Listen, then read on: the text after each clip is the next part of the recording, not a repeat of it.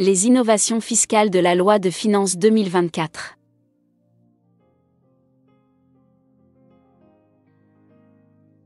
Nous avons 5 nouvelles mesures. Tout d'abord, les mesures d'élargissement de l'assiette. Ensuite, les mesures de sécurisation des recettes. Puis, les mesures de lutte contre la fraude et l'évasion fiscale internationale. Également, les mesures de promotion du civisme fiscal. Et enfin, les mesures d'amélioration du climat des affaires. Les mesures d'élargissement de l'assiette.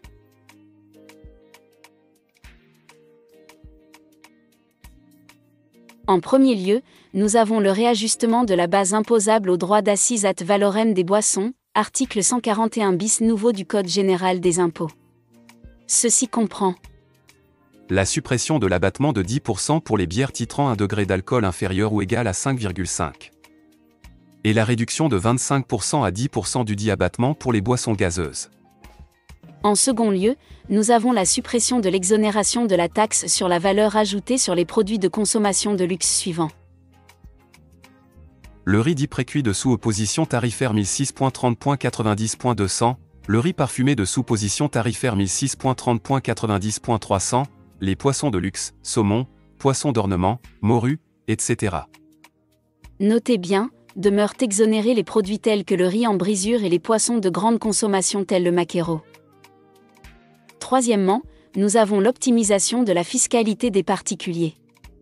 Ceci comprend dans la catégorie des traitements et salaires, imposition intégrale de tout avantage en nature versé en argent, article 33.2 du CGI, élargissement de la liste des avantages en nature faisant l'objet d'une estimation suivant les modalités ci-après. Pour la détermination de la base imposable à l'IRPP catégorie traitement de salaire, article 33.1 du CGI, téléphone, 5%, carburant, 10%, gardiennage, 5%, Internet, 5%.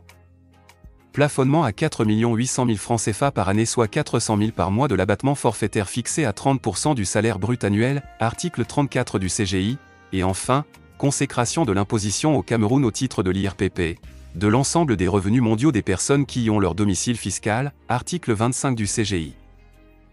Dans la catégorie des revenus non commerciaux, extension du champ d'application de l'impôt sur les bénéfices non commerciaux à certains revenus, article 56, 2, H, 70, 2, et 92 ter du CGI, revenus concernés, ceux générés sur les plateformes numériques par les particuliers qui réalisent des opérations de vente d'un bien, de fourniture d'un service ou d'échange, de partage d'un bien, taux applicable, 5%. Les mesures de sécurisation des recettes. Tout d'abord, nous avons la précision sur les modalités de suivi électronique de la facturation et de la production des entreprises, article 8 bis du CGI. Ensuite, l'automatisation des attestations de retenue à la source via le système informatique de l'administration fiscale, article 22, 3, 81, 88, 93 bis A et 149 du CGI. Et enfin, l'institution de l'obligation pour les compagnies d'assurance de délivrer une attestation de paiement générée par le système informatique de l'administration fiscale lors de la collecte du droit de timbre automobile, DTA, article 598, 598 bis et 601 du CGI. Puis, les mesures de lutte contre la fraude et l'évasion fiscale internationale.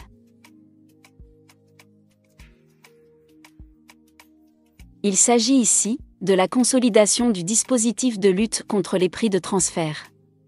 À travers la consécration de la norme d'échange automatique des renseignements, assortie d'un dispositif de divulgation volontaire, autres dispositions fiscales et article 18 quinquièche du CGI, et la consécration de la norme de la déclaration pays par pays. Notez, cette déclaration fournit à l'administration fiscale l'ensemble des informations sur les résultats comptables, économiques et fiscaux des entreprises multinationales dans chaque juridiction dans laquelle elles opèrent, article 18 quater du CGI. Enfin, nous avons le renforcement du régime de sanctions, de 5 millions à 50 millions de francs CFA, pour défaut de dépôt ou le dépôt incomplet ou inexact dans le délai imparti de la déclaration annuelle sur les prix de transfert, article 18 ter, 3, et L104, 2, du CGI. Les mesures de promotion du civisme fiscal. À ce titre, nous avons premièrement la réforme de l'attestation de non-redevance, ANR, qui devient désormais l'attestation de conformité fiscale, ACF. L'exigence de la production préalable de l'attestation de conformité fiscale concerne les opérations d'importation ou d'exportation et l'obtention des subventions publiques, articles L2 ter et L94 quater du CGI, les demandes de visa auprès des ambassades et des consulats, article L94 quater, 1. Le règlement de factures par l'État, les CTD, les établissements et entreprises publiques, les sociétés à capital public et les entreprises privées qui figurent sur une liste à définir par le MINFI, article L94 quater du CGI, la délivrance des attestations de prise en charge et d'exonération, article L94 quater du CGI.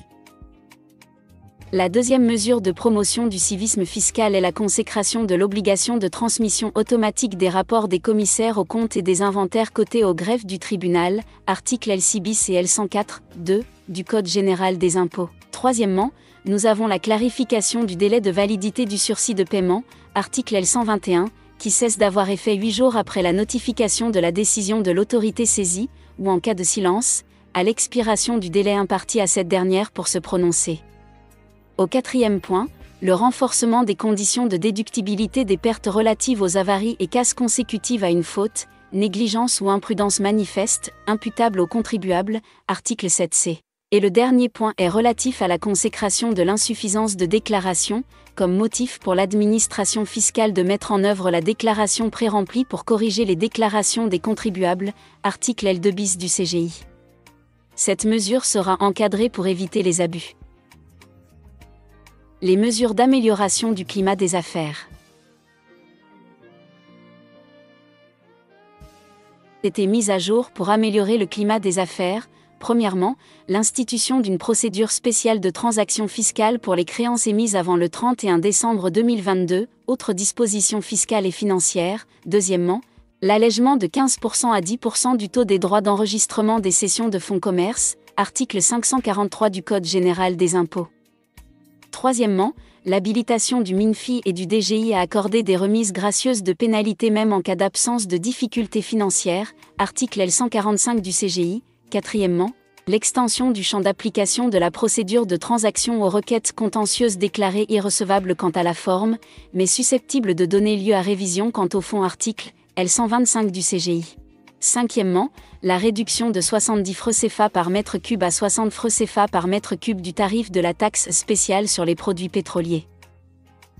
Au sixième point, la consécration de la possibilité de délivrance des AMR partielles dans le cadre des vérifications générales de comptabilité, article L53, bis, du CGI, point 7, allègement à 1% du taux des droits d'enregistrement des actes de mutation d'immeubles au profit des associations reconnues d'utilité publique et les organismes confessionnels, article 543 du CGI, point 8, rationalisation des délais de dépôt des DSF, article 18, 1, du CGI, en décalant